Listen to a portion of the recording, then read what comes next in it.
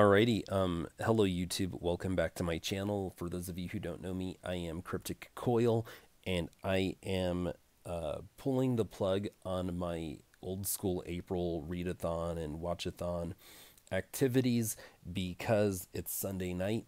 Tomorrow I got to go back to work. I work long hours. I'm not going to have time to read and watch stuff. So I'm going to talk about what I did for Old School April this month, what I read, what I watched, how many points I earned. Spoiler alert, according to my calculations, I earned 51 points based on what I read and what I watched this month. Okay, before I go any further, I'm going to tell you right now, for this video, I'm doing something unprecedented on my channel. I am tagging this video a not safe for work video. So if you're at work and you're sitting at your desk, you're sitting at your cubicle, whatever the case is, and there are people around, I'm going to say something in this video that may likely get you in trouble. I typically try not to do that, okay? I keep my language clean. I try not to say anything that might get people in trouble if they're listening to my video on their phone out loud, okay? I also, even though I don't make content for children, I tell YouTube that the videos are not made for kids, but I try to make content that should not be problematic for children to watch if children, for whatever reason, happen to watch my content. But today, I know for a fact that I'm going to say something that you don't want to be heard listening to at your cubicle at work, because some of your coworkers might be cool, others might not, and they might make it a big deal and take it to HR, and you might get in trouble, even though you shouldn't, but whatever, okay?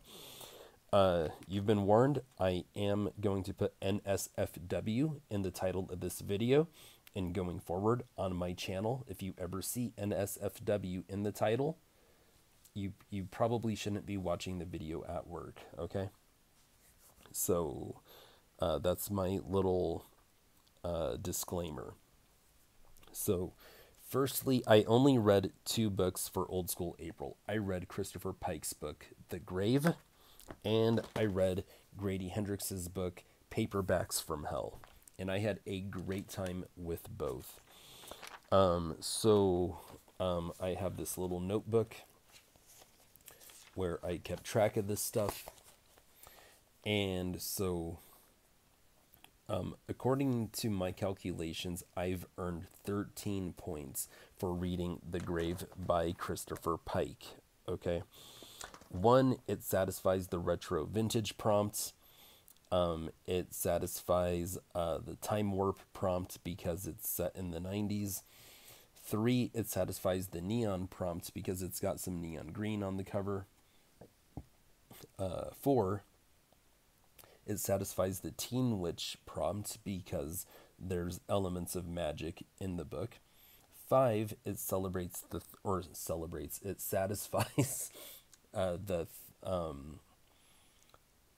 throwback prompt. 6, it satisfies the spellmaster prompt because it spells out a 90 word. And the 90 word that I chose to rearrange the letters and spell is great. Great.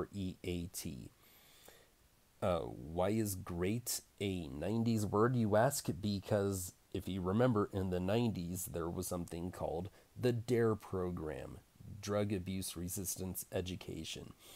I don't know where you lived, but where I lived, we had to take the DARE program in 5th grade. Then in 6th grade, we had to take another program very similar to DARE. It was called GRATE. GRATE was an acronym, and it stood for Gang Resistance Education and Training. And the reason we had to take that program was because in the 90s, we saw the rise of gangster rap. And it was the boogeyman in every parent's hearts and minds that their children were going to be gangsters, join gangs, run with the wrong crowd. So every time I wore my hat backwards or something, I got yelled at. I was trying to be a gangster, apparently. Not one of those, like, fake wannabe gangsters, but the real thing.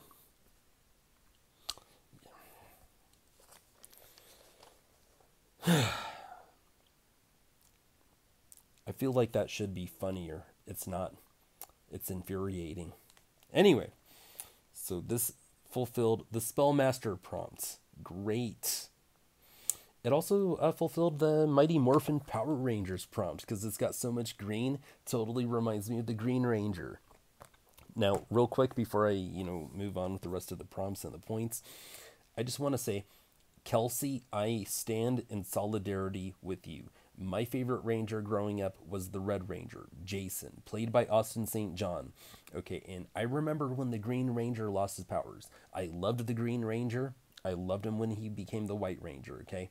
But my favorite was the Red Ranger, Jason, because, he had, all the traits that you would want to have in a leader. And then when Zordon brought, Tommy back as the White Ranger, he told the other Power Rangers, this is your new leader. And it's like, wait a minute, why? Why is Jason getting demoted and Tommy's just the new leader all of a sudden for no reason? It's not that I had anything against Tommy, but Jason didn't do anything wrong and he got demoted. And I really felt like, that sends the wrong message to kids that, just because Tommy's the new White Ranger and he's like, the new hot thing, that, he just gets promoted unfairly and he didn't do anything to deserve it. And even as a kid, I knew that was messed up. So Kelsey, I'm totally with you on that. This also satisfied the Young and Restless prompt because there was some romance in this book and there were some saucy scenes in this book because it's Christopher Pike. Even the Spooksville books had a bit of sauciness, if you want to call it that. Then it also satisfied the Fern Gully prompt because there's some nature on the cover. There's trees and grass because it's a graveyard. It satisfied the Goonies prompt because... Why did it satisfy the Goonies prompt again? Oh, because it's a young adult book. That's why. It also satisfied the Scooby-Doo prompt because man is the monster in a lot of ways in this book. It satisfied the Nirvana and Grunge prompt because I bought it used off of eBay. And lastly, this might be controversial, it satisfied the Tiger Beat prompt to me because I took some of the letters on the cover of the book and I rearranged them to spell the word 19. So there's a boy band from the 90s called Bad for Good. They were a metal boy band where the lead singer was Danny something. Okay, he played Budnick on the TV show Salute Your Shorts, the kid with the red mullet. So in the 90s, he played in a metal boy band called Bad for Good. He also played in the Terminator Part 2 as John Connor's friend during the chase scene where they were running from the T-1000 on their dirt bike and then Arnold showed up on the motorcycle and rescued him. So he was in a boy band called Bad for Good, and they had a hit single called 19. Even though hair metal was dead, they kind of played like a hair metal style of music, and they appealed to teenage girls. So they're considered a boy band. And they had a song called 19, and so this book satisfies the Tiger Beat prompts. Some of you might, disagree. That's okay. And then Paperbacks from Hell. I had a great time reading this one. I learned so much. And to tell you the truth, I actually didn't even want to read it. I was like, nah, if I'm going to read a Grady Hendrix book, I want to read my best friend's Exorcism because I've, heard nothing but good about it, for the most part. I think that like Possessed by Horror, I think that she wasn't quite into it. But other than that, I mean, I heard nothing but good about the book. And then I just bought the Final Girl Support Group, which just sounds incredible. But I ended up buying this and reading this because I mistakenly thought there was a Page Master prompt where I had to read a book about books, but I don't see that written down anywhere on here. But nevertheless, I read this one, had a great time with it, and I'm really glad in retrospect that this was my first Grady Hendrix book all of a sudden. And I might make more videos about this going forward in the future. But this earned me 6 points because, one, it satisfied the time warped prompt because it was about old books from back in the day. It satisfied the Muppet Babies prompt because the Muppet Babies was like picture books, and there's nothing but pictures in here. I mean, not nothing but pictures, but there's a whole lot of pictures in here, so it has to satisfy the Muppet Babies prompt. 3, it satisfies the true life nonfiction prompt because it's nonfiction and it talks about all these books that, you know, came before us, so that's true life. 4, it satisfies the ghostwriter prompt because it's a book about, you know, things and stuff and whatnot. It's about, you know, writers, okay? So all these people in the past that wrote books that contributed to making the horror genre what it is today. And, okay, I was a little liberal with the rules, admittedly, here, but it satisfies the Little Golden Book because there's a book cover called The Succubus, and the logo for the title, The Succubus, is written in gold. So I earned 6 old school April points by reading Paperbacks from Hell by Grady Hendrix. Now let's move on to the watch prompts, or watch guide prompts. So number 1, I watched The Hunger, starring David Bowie, Susan Sarandon, and Catherine Deneuve. And this primarily satisfies the British director prompt because the British director was Tony Scott. This also satisfies the real world prompt because this movie is from 1983, which is well before 2004. This also satisfies the adaptation of an old school book prompt because The Hunger was originally a book written by Whitley Strieber, however you say it. And I've been on the lookout for a very long time. Whenever I go out on my, you know, book hunts out in the wild, I'm always looking for The Hunger by Whitley Strieber. I have 2 of his other books. I have Billy and I have like The Cat's Meow or something. I forgot what it's called. But the one that I really want is The Hunger, and I don't have it, and I've never been able to find it out in the wild. I do remember seeing it on the shelves at Hastings back in the day, if you're old enough to remember Hastings. But I'm thinking now I just want to order me a copy off of eBay, you know, one in good condition.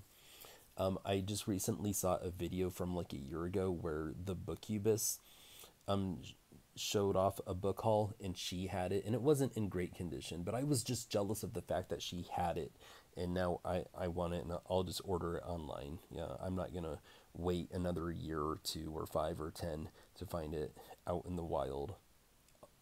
Anyway, this also satisfied the Crocodile Hunters prompt because it had monkeys. And lastly, it satisfied, not last, I mean last but definitely not least, it satisfied the Lost Boys prompt because it's a vampire movie, so you know. So I earned 5 old school April points by watching The Hunger. The next next movie that we're gonna talk about is the 2009 remake of Friday the 13th. Now, this is the movie that I said I was going to say stuff that is going to compel me to tag this in NSFW, not safe for work book. not safe for work video. So at this point in time, if you're at work and you're still watching this video, you should turn it off, because I'm going to say something that might get you taken to HR straight up. And also, if you have kids, your kids shouldn't be watching this video. At least not while I'm talking about this movie, because I'm going to say something very not safe for work. And if it's not safe for work, it's probably not safe for children, underage. But real quick, I earned 6 points, old school April points, by watching this Friday the 13th remake from 2009. Because number one, it satisfied the Nightmare on Elm Street slasher prompt. Two, it satisfied the adaptation of an old school movie prompt. Three, it's newer, so it's from the 2000s. Four, it primarily satisfied the Crystal Lake prompt, because it literally takes place at Crystal Lake. In order to satisfy the Crystal Lake prompt, it had to take place at a summer camp, and it did. And that summer camp is none other than Crystal Lake. So satisfied that prompt. It satisfied the Unsolved Mysteries prompt, because what's his name, Dean from Supernatural, the one with long hair, that dude, he goes to Crystal Lake trying to find out what happened to his sister, because that's where she was last seen. So this definitely satisfies the Unsolved Mysteries prompt. And then lastly is I guess that's it. I counted the Nightmare on Elm Street slasher prompt twice. That was an accident. Where's my pen so I can cross it out? My bad. Okay, so I stand corrected. I earned 5 old school April points by watching this. Now, here's the not safe for work thing that I wanted to talk to you about. Okay, I primarily watched this movie for the scares. Okay, I watched it because it was a horror movie. And, some of the horror in this movie was absolutely terrific. Some of the kills were really cool. I absolutely loved this movie. I really enjoyed watching it. I've wanted to watch it for a long time, never got around to it. Participating in Old School April this month and this year compelled me to finally sit down and watch it. And I also found it at a thrift store not that long ago, and so that was fortunate. Good timing. Anyway, my favorite part of this movie was actually a comedy part in the movie. So this dude and this chick were getting it on, because it's a Friday the 13th movie, and you can't have a Friday the 13th movie without that happening, okay? And the dialogue during that sex scene was so bad that it was good.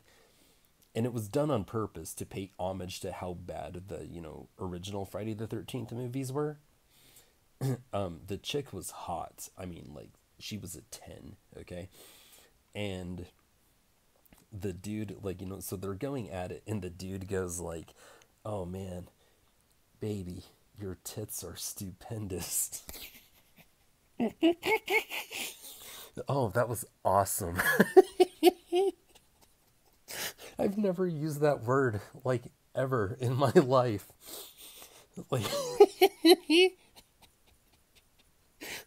And then he's all "Oh, you have such perfect nipple placement."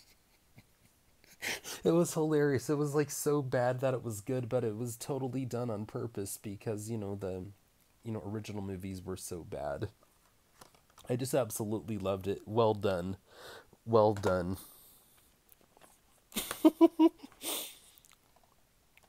Okay. So oh yeah, okay, so moving on. Soul Survivors.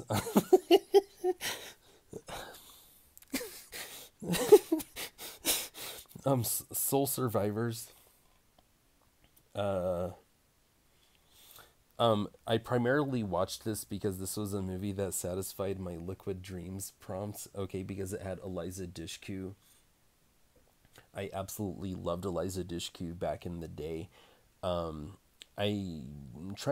think that I first, fell in love with her, real, authentic, genuine love, with her when I saw her in the movie Bring It On. the cheerleading movie. I saw that when I was 14, and I just absolutely loved her. And then she was also in Buffy, which I started watching a little after that. But and I'd never seen this movie, but I only watched it, because it had her in it. So one, it satisfied my liquid dreams prompt. Two, it was a slasher, so it satisfied the Nightmare on Elm Street prompt. Three, it satisfies the real world prompt because it was made before 2005.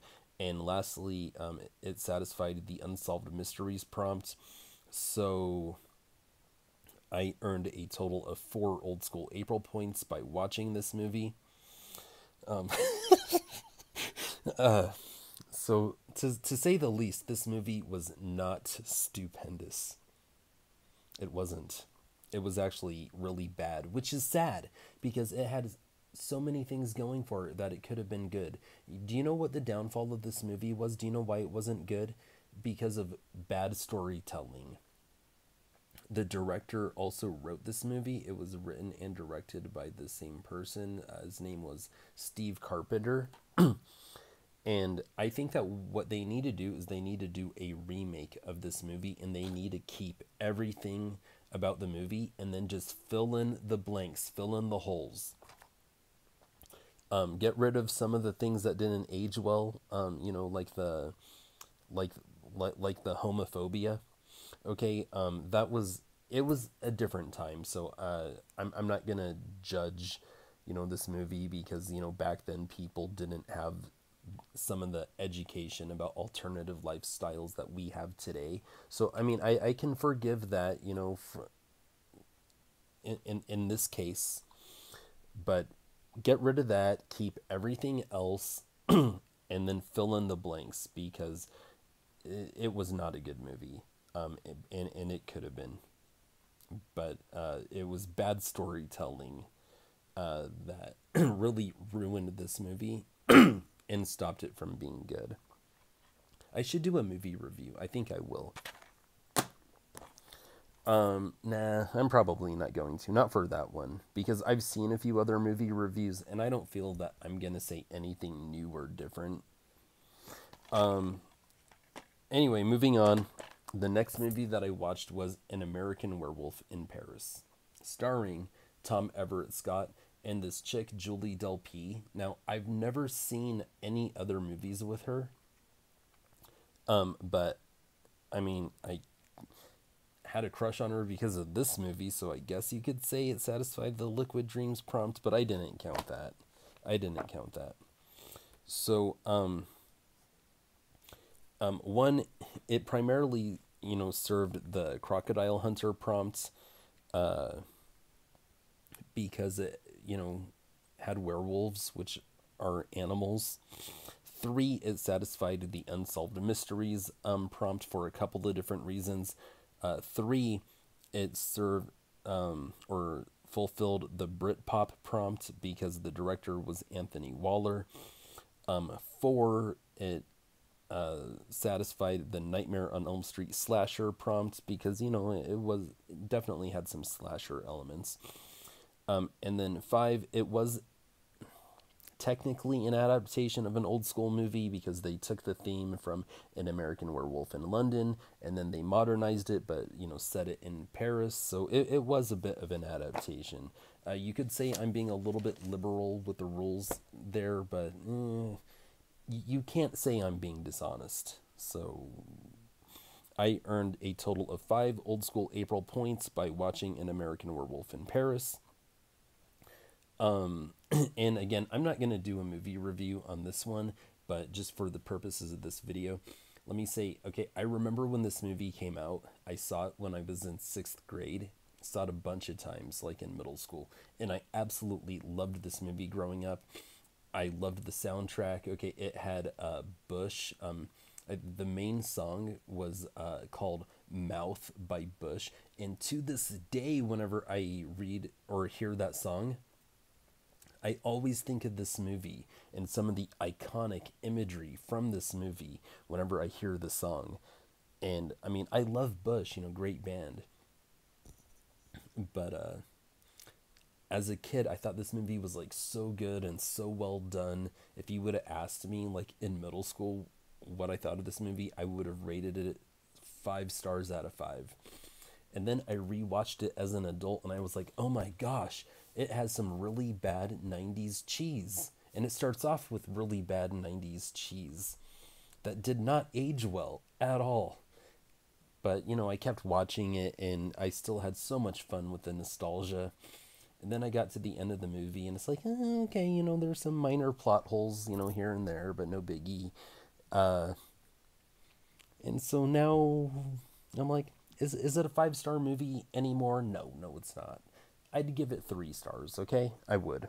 Realistically, 3 stars. But, you know, 3 stars is a movie worth watching.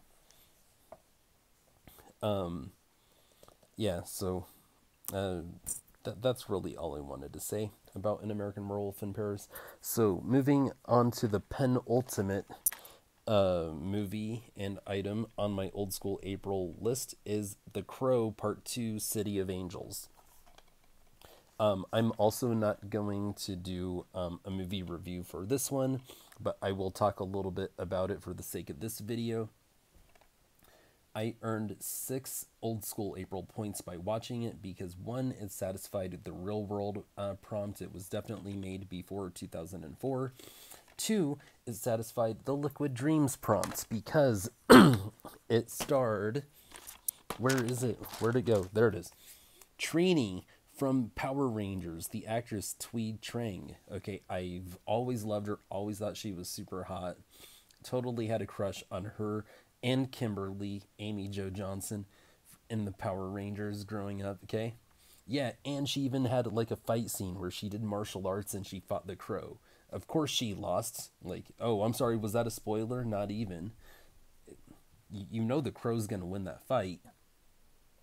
But, you know, that was cool. And I totally forgot about this because I knew that back in the day. I knew it because I saw her name in the opening credits in the movie when I was a kid.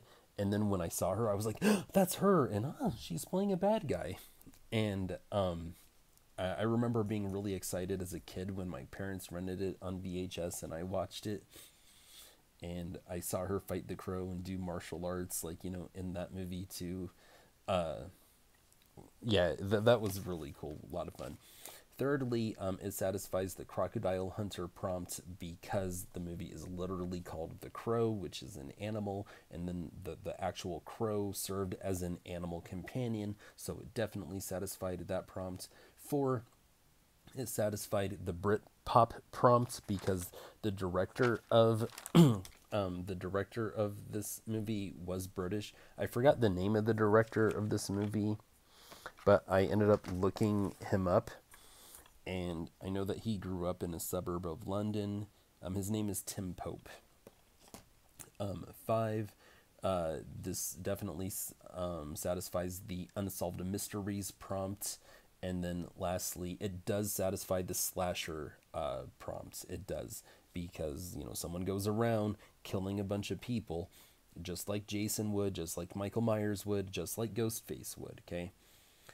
So I don't want to get into an argument about that. Okay, this satisfies the Nightmare on Elm Street slasher prompt. Okay, number 8. Lastly, I watched Dr. Sleep, which was like my 4th time watching this movie, and I kind of feel like I don't need a very good excuse to watch this movie. I love this movie, and Old School April gave me another reason to rewatch it. So 1, it satisfied Unsolved Mysteries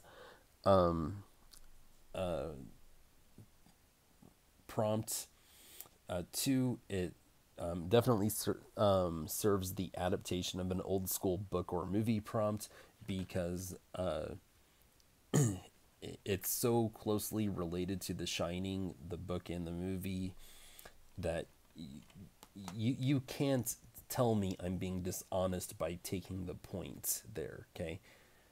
3, The Lost Boys, okay? So this satisfies the Lost Boys prompt because a lot of people consider this to be a vampire movie, even though it doesn't really have vampires. The bad guys are totally vampiric, okay, and that's widely agreed upon.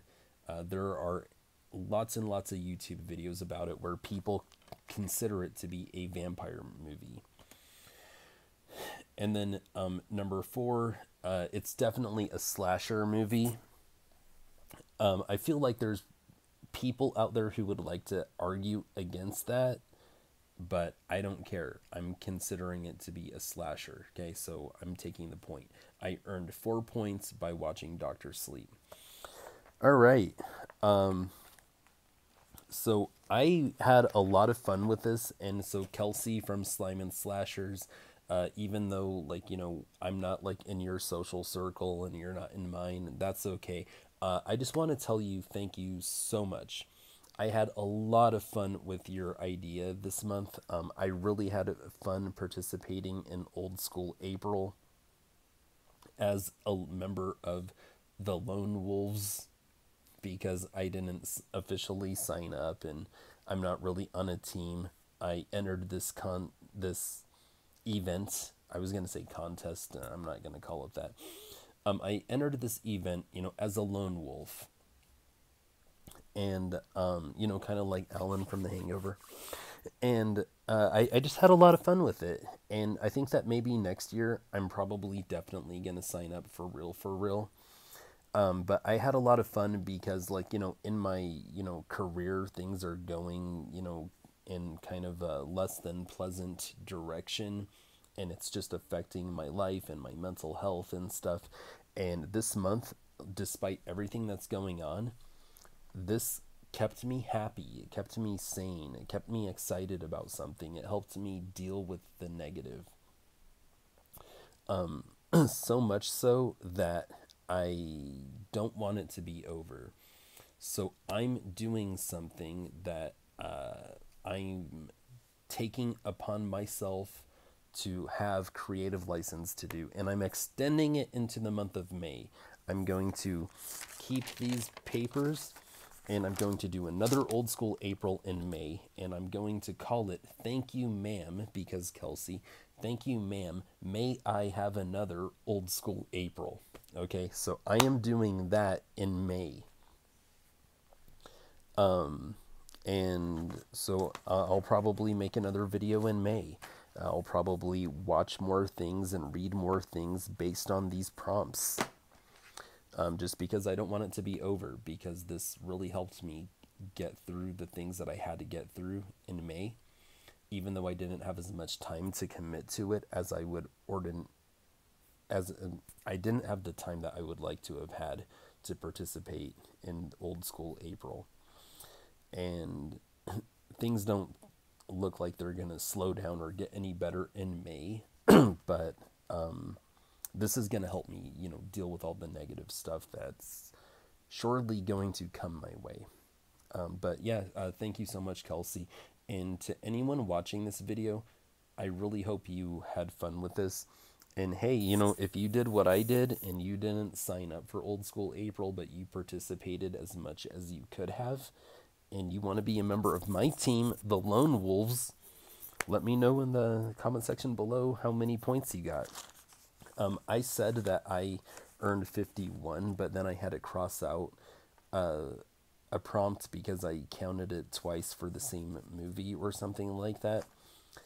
So according to my calculations, I earned 50 Old School April points. So tell me how many you earned, and tell me if you're a member of the Lone Wolves too for this Old School April season. All right, thank you guys for watching. Kelsey, thank you so much for the idea and all that. Horns up, peace out.